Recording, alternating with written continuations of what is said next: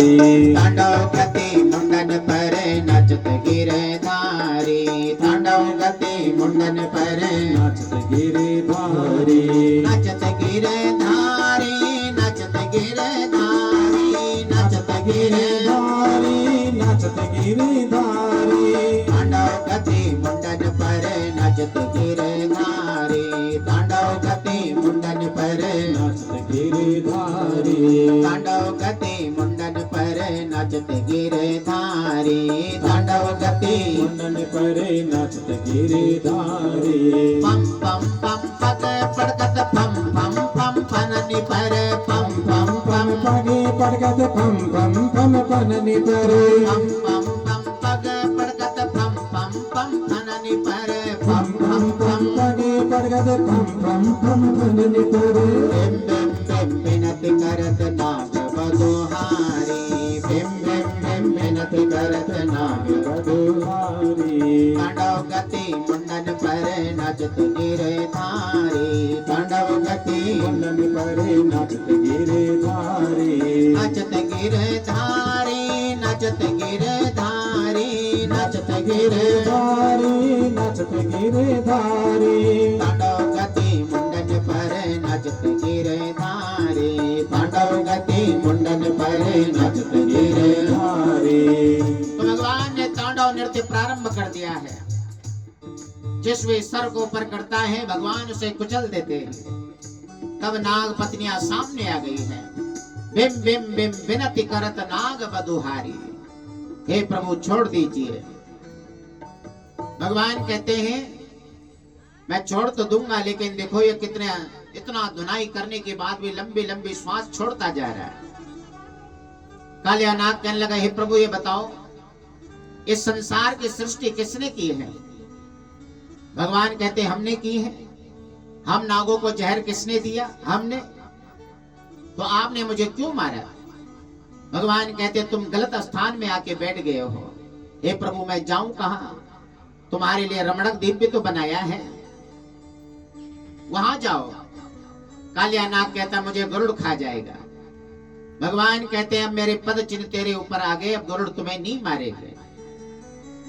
परीक्षित कहते हैं कि हे प्रभु गरुड़ से भय क्यों था कालिया को? तो एक समय की बात है, गरुड़ महाराज आकर के नागों के वंश को समाप्त करने में लग गए। सब नागों ने प्रार्थना की और कहा कि तुम्हारे लिए हम सामग्री लाएंगे, एक नाग रोज आएगा, तुम आकर के न जाने हजारों को मार देते हो। तब गरुड़ महाराज मान गए।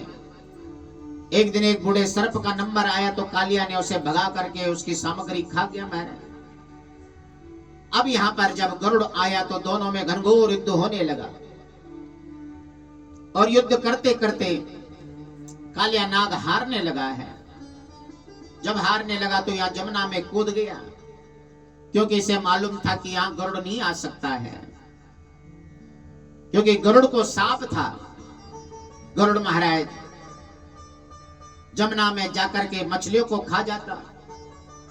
सबने सोबरी ऋषि से प्रार्थना की तो सोबरी ऋषि ने पहले समझाया गरुड़ को कि पावन तट पे इस प्रकार से हिंसा नहीं करनी चाहिए, लेकिन नहीं माना।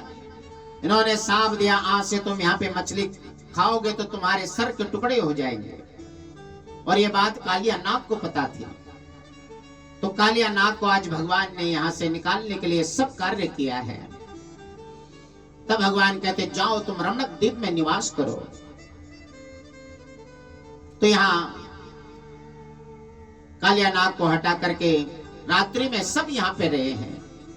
चारों ओर अग्नि लग गई है और भगवान ने यहाँ पे अग्नि को पी डाला है, क्योंकि ब्राह्मण भी भगवान के मुख से निकले हैं, शास्त्र भी भगवान के मुख से निकले हुए हैं। भगवता प्रोक्तम भागवतम, और अग्नि भी भगवान के मुख से निकली हुई है। इसलिए अग्नि में स्वाहा करते हैं, ब्राह्मणों को जिमाते हैं और कथा का श्रवण करते हैं। तो भगवान ने यहाँ पे सबकी रक्षा की है। अग्निपान करने का एक दूसरा भाव है। राम अवतार में श्री जानकी जी को सुरक्षित रखकर अग्नि ने उपकार किया था प्रभु पे, इसलिए भगवान ने अग्नि को अपने मुख में रखा है, स्थापित किया है, उसका सत्कार किया है। अब और भी राक्षस आ रहे हैं, प्रलंबासुर इत्यादि, भगवान इन सब का उद्धार करते हुए जा रहे हैं। प्रलंबासुर का भाव क्या है? बड़ी बड़ी वासना, वासनाओं के कारण जीव ईश्वर से मिल नहीं सकता है, और जीव ईश्वर से तब मिलता है जब उनकी भक्ति करता है। ब्रह्म का चिंतन करोगे तो अंतःकरण की वासनाएं धीरे धीरे समाप्त होती हैं। भगवान का स्मरण कीर्तन करने से जीव धन्य होता है। तो भगवान यहाँ पर गोपियां भगवान को चाहती हैं। वर्षा और शरद ऋतु का आगमन होता है। इसके आगमन पर भगवान ने आज बहुत सुंदर श्रृंगार किया है, दिव्य श्रृंगार किया है। बरहा पीड़म नटवर वपु कर्णयो कर्णिकारम बिभ्रद्वासा कनक कपिसम वैजयन्तीं च मालाम रंध्रान वेणो अधर सुदया पूरयन् गोप वृंदे वृंदारण्यम स्वपद रमणम प्रापिसात् गीत कीर्ति।